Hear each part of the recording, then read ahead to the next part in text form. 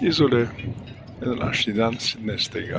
avgusta, ko v Prekmurju proslavljajo svoj praznik pridružitve te pokrajine slovenskim pokrajinam. Seveda pa vodloglavi politiki temu prazniku pravijo,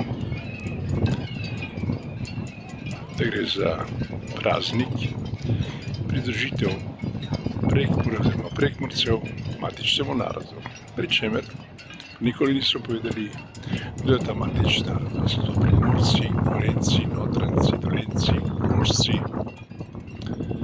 Ljubljančani zagotovo ne, saj tudi ni, morda jih je 5%, vse ostalo so prišleki.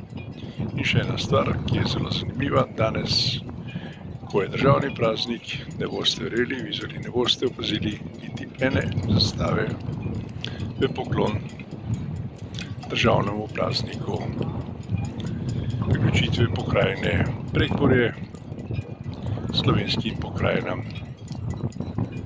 in to 17.